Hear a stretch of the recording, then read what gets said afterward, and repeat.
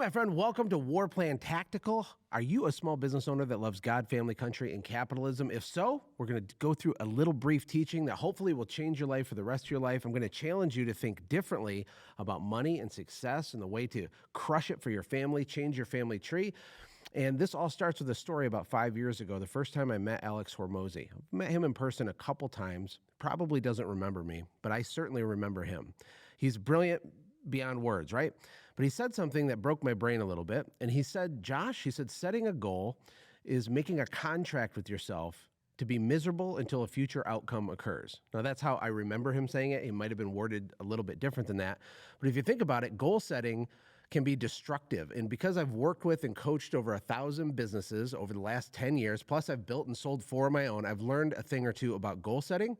And this is probably something you haven't heard before, and I think it'll help you. So let's get into it. Stop setting goals and do this instead. What does it mean? Well, it means we're going to set derivative goals, and I'll explain what that means in a second. But back to Alex, think about this. When you set a target for yourself, people do this one of 2 ways wrong. They either think too small or they think too big. It's very difficult for a newbie or someone that hasn't achieved a lot of success to even accurately set goals. What they do is they'll go to a motivational conference or a workshop. They'll get spun up into an emotional frenzy and they're like, I'm going to do $2 million this year. It's going to be amazing.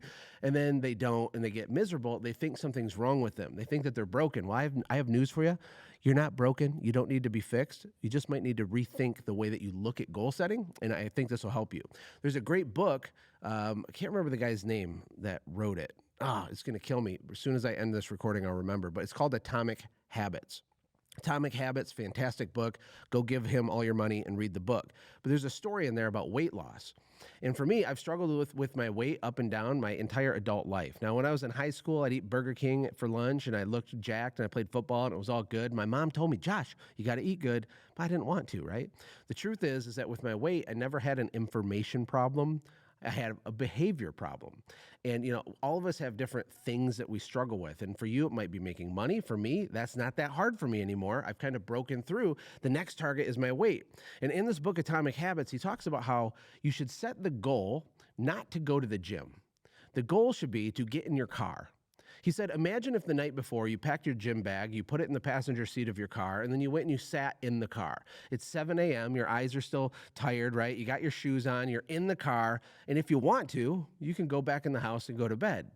You probably won't, though, because the hard part's already done. And so this is what this idea of derivative goal setting means. It means the goal isn't to work out. The goal is to get in your car next to your gym bag at 7 a.m. And this applies to our business and our family and everywhere, right? And so I want you to keep that in the back of your mind as we talk about this. So last summer, I wanted to lose 35 pounds. I am a towering 5'10", okay? I might be shaped like a soup can, but that's okay, right? My friend Josh Fierstein says he's 300 and none of your business pounds. I was 235 pounds last May and June, and I wanted to get down to 199 pounds. Now, in the past, I can lose weight, no doubt about it. But what I'll do is I'll go on this binge, I'll work myself to death, eat perfect for a period of time, then I'll gain the weight back. And here's the thing, for over a year, I kept saying, I'm going to go to the gym, and I didn't do it. I just wouldn't do it. I just wasn't motivated to do it. I didn't really care, to be honest with you. And then last summer, I grabbed my phone, I went on Facebook Live, and I said, hey, I'm going to be 199 pounds by August 8th, or I'm going to donate $25,000 to Joe Biden's reelection campaign. Right? What? 10 minutes later, my wife calls me, what's wrong with you? Why are you like this? Why are you like this? I said, Ash, you got to understand, I'm trying to set a goal to lose weight, but I'm not going to do it. It's not going to happen. I have to have a derivative goal. The derivative goal in that example, by the way, I did hit 199 pounds by August 8th, which was amazing. The derivative goal was holding myself accountable. The goal was to be this weight, but now that I had called my shot publicly, it changed the whole dynamics of the goal. Does that make sense? Check this out. Detach yourself from the what? From the outcome. Detach yourself from the outcome. I've heard this from 2 people that have both done over $20 million in their business. And I was speaking with Myron Golden in Florida about a month ago. And I asked him straight to his face. I said, Myron, do you set goals? And I knew what he was going to say, but I had never actually asked him. He said, no, I don't set goals. And of course, it surprised me, but also didn't, because I'm working through this concept for myself. And I said, why? And then I remembered Alex Hormozy. Setting a goal is making a contract with yourself to be miserable until a future outcome occurs. Now, I've heard two really smart people tell me you got to detach yourself from the outcome. What does that mean? Because I'm not trying to talk all weird. What it means is that the goal isn't the goal. Your real goal, if you want to make a certain amount of money, is a derivative of behaviors and other things that will automatically, over time, yield that goal to you. Okay, this is going to make sense in just a couple minutes. This is big. This is juicy. Are you ready? Let's get into it. What are the 4 success derivatives? Here's the first one. If you can see where I'm writing, we have confidence. Okay, confidence. Confidence should be the goal. Success or money doesn't need to be your goal. If you focus on these 4 success derivatives, money will automatically happen to you, for you, and more often in your business.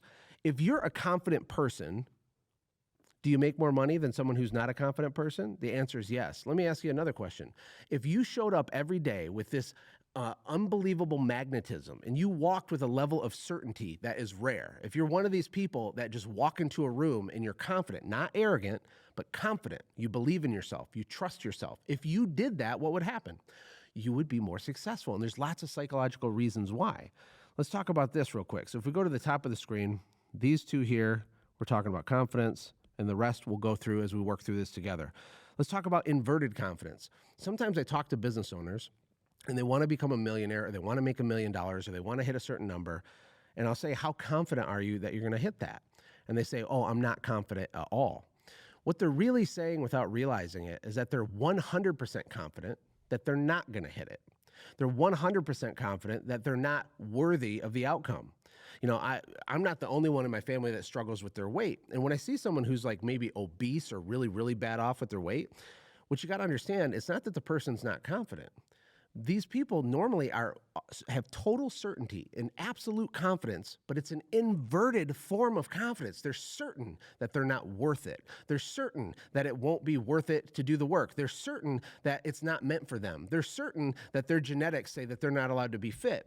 And they have certainty in the wrong category of a thing. And so for you with your company, instead of just saying, I'm going to get money, setting a goal and missing it, all this stuff destroys over time any confidence that you had in the goal.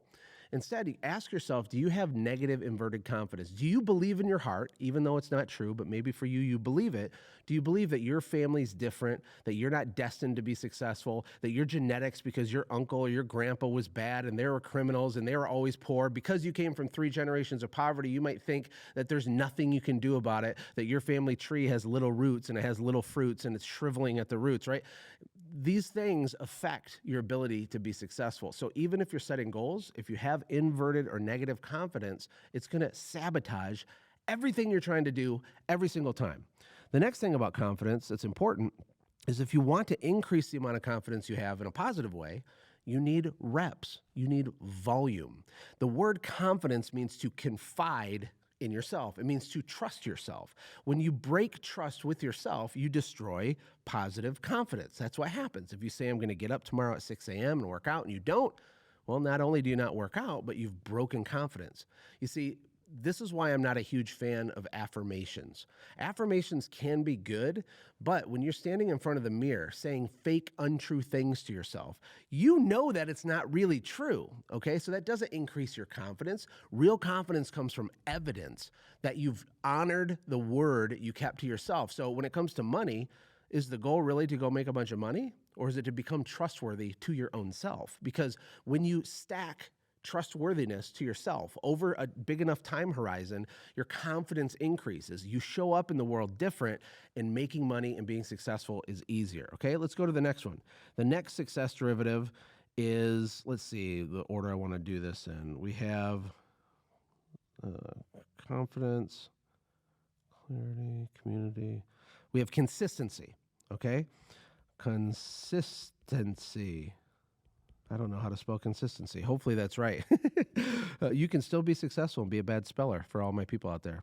Check it out. Consistency is an irrefutable, undeniable requirement to be successful. This is the hardest thing for people because They don't believe it's going to work out for them. If you don't believe it's going to work out for you in the end, it's almost impossible to be consistent in the first place. Why would you get up every day and do a repeated action over and over if you truly believe in your heart that it's all going to fall apart and it's not going to work? This is one of the reasons people self-sabotage, is because they believe in their heart that the future waiting for them is not a good one. They believe even if they do the work that it's going to turn out poorly. And because they believe that, it's impossible for them to be consistent. This is why I wrote down faith versus doubt. Okay? Faith and doubt are both forms of belief. Both of them are belief, but one's a positive, one's a negative. Just like I talked about inverted confidence, inverted faith is doubt. If you doubt that things are going to go well for you, you're going to struggle. You're going to have a painful road, right? This is the way that it works. This is the difference between anxiety and anticipation, which is one of Myron Golden's kind of landmark teachings that really changed my life. Is anxiety. When you feel anxiety, what's happening is you are wasting your present energy on a future undesirable outcome. You're literally burning actual real calories now, fantasizing about a negative bad thing that's going to happen in the future. When you do that, how in the world can you be consistent? How can you show up and chop the wood when you feel the feelings of anxiety? You can't. You can for a little while using willpower only, but you're never going to have any internal fire to keep going. You're not going to have that driver to push you when it's hard and you don't want to do it. The opposite of anxiety, though, is anticipation. Anticipation is when you get new, fresh, now energy because you're fantasizing and thinking about a desirable future outcome. Let me ask you, are you the one that's going to break your family tree? Are you the one that's going to fix the generational curses on your family? Are you the one that's going to be financially successful finally because of a lineage of alcoholism and laziness and whatever the case is for you and your story? If you are, don't try to get money. Try to have confidence and try to have anticipation. Start daydreaming about what life is going to be like after the outcome happens. Just like with Atomic Habits, where the goal is not to go to the gym, is to get in the car. Your goal is to increase your confidence by honoring your word to yourself and to increase your anticipation by daydreaming about positive future things. This is not the same thing as woo-woo, name it, claim it. If I believe it, it'll happen. No, this is thinking, what would life look like if I had $1 million in the bank instead of what I have now in the bank? What would I do? How would I behave? How would that change our family dynamic? What could I do with my children? How could I invest in my marriage? Where could we travel and what would we invest into? How could we be charitable? How could we become philanthropic? And you think about these things because what will happen is it creates anticipation in you. And when you have anticipation, you move like a rocket ship and you run through walls and it's easier to be consistent. Let's go to the third one. We have confidence. We have consistency, and then we have clarity. Clarity is a requirement that almost no small business owner has. Sometimes they think they have clarity. I talk to people and I say, what do you want? Like, why are you here? Or if people hire me as a private consultant, the first conversation we have every time is, why did you give me a whole bunch of money and what are we trying to do here? Like, what's the deal? And usually the first thing they tell me is not true. They say things like, I want to get to 5 trucks. I'm like, okay, you want to get to 5 trucks so that what? Well, so I can make more money. Okay, and you want more money so that what? Well, I want more money so I can pay off my debt, dummy. Why did I pay you, Josh? Why are you asking me stupid questions, Josh? I'm like, hold on, we're going to get there. You want 5 trucks so that you can get more money so that you can pay off your debt. Got it? And why do you want to pay off your debt? Why are you so stressed out about paying off if you want to pay off your debt, why'd you give me a bunch of money instead of pay off the debt? Well, I want to pay off the debt so my wife will trust me or will stop nagging me. That's what they say. I gave away the punchline. That's okay. So my wife will stop nagging me. I want my wife to stop nagging me so that she'll trust me again. And so what happens in our brains is we go all the way around the mountain thinking we understand what we want. We think we understand why we do what we do, and we almost never do. And so here's a way to get more clarity, okay? Here's 2 ideas. Number 1, you need to decide things, not try things. You need to stop trying to do things, and you need to start doing things. Perfection is not required, but action is required because you want to know why? Action creates clarity. Action manufactures clarity. It literally creates it. And so people say, I don't know what my purpose is. Well, what are you doing? Well, I'm just going to my job and I go home. Okay. Do more stuff than that. Try stuff. Talk to people. There's clues when it comes to your purpose. When do you get the anointing? You can feel the spidey senses. You can feel the goosebumps coming. You know when you're in flow state, when you're crushing it. Those are clues that you're in your lane, right? Can you feel it right now? What are the clues for you? What's the clarity? Why is your business here in the first place? It's to make a profit, but to what ends? What's the real end game for you? And if you want to get more money, if you can increase your confidence, if you can be consistent over extended time horizons, not perfect, but consistent, and if you have real clarity where you know that you were made on purpose for a purpose, you have a mission, a mandate, and a destiny, and when you know that in your soul, things get a lot easier for you. The energy is different. You're living in anticipation. You trust yourself because you're following through with things, and now you're clear. Can you feel the momentum that would happen for you? And then last but not least is community. Community is gigantic. These are not in order of importance. These are all important. And there's more than them than this, but this is to get your brain churning.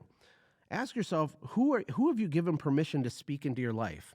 Who has access to your hopes and dreams? Do you just share them with everybody? Do you? Because the Bible says, don't cast your pearls before swine. Why would you share your ambitions with people that will poo-poo them and crap on them and say, no, that's stupid. Oh, that's too risky. Why would you do that? Why would you? Don't do that. For a lot of y'all, you need to entirely change your community. You need to perform relationship surgery. You need to do some snippy on some of the negative, low-level relationships that you have. That might sound harsh, but if you don't do this, you're paying with your purpose to have this low-level relationship. Do you want to trade the mission, mandate, purpose, and destiny waiting for you, the thing that can build anticipation for you, the whole reason you're here? Because the Bible says God created good works for you before the foundations of the world. Do you want to give that up in exchange for Larry? Really? Really? I don't think so. So the thing is, though, when you want to up-level your community, there's a couple things that are required. Number one is humility. Number one's humility. Some of the most arrogant people that I personally know are the least successful people. And that's not an accident. Ask yourself. This is true, and you can see it. It's observable truth. People get this ego, this bravado. They get arrogant when they achieve tiny things, and then they stop, and they don't want to grow. They don't want to risk losing the tiny thing they accomplished. And so there's no room for improvement, correction, or iron sharpening iron. None of that happens. Is that true for you? Because if you want to be around higher level people, you have to humble yourself, my friend. You have to become a perpetual student. The only thing that I know is that I'm getting dumber as I get older. And it's not that I'm literally getting dumber. It's that I'm becoming more aware of everything I don't know, which is vast. Sometimes I joke, I knew a lot more when I was 18 than I do right now. Can I get an amen? Check that out. So you need humility. The other thing you have to be willing to do is invest. And yes, I'm talking about money. I'm also talking about time. I'm talking about expertise. I'm talking about effort and energy. You have to invest. You have to be a giver. You need to lead with value. If you want to change the room so that you're the dumbest person in the room, that's a good idea. Instead of focusing, to recap, how do I get a bunch of money? Think of it like this instead. Think of the atomic habits framework. Think of how to detach yourself from the outcome of money. Uncouple it. We're still going after it. We're still going to get it. But money follows, it doesn't lead. Don't try to get money. Money is the natural byproduct of these other things. If you can up-level your confidence, your consistency, your clarity in your community, it's going to be really hard to stop you. And that's what I want for you. Hey, if you're getting value out of these videos, please give it a like, subscribe, hit the bell thingy, comment. I would love to hear you in the comments. I want this to be a dialogue, not a monologue. What are you struggling with? Where are you at? What part of this resonated with you? And if you have enough humility, what part really convicted you? What part hits you in the feels because you need to level up that part? Let me know about it. Until next time, I'll see you in the next video.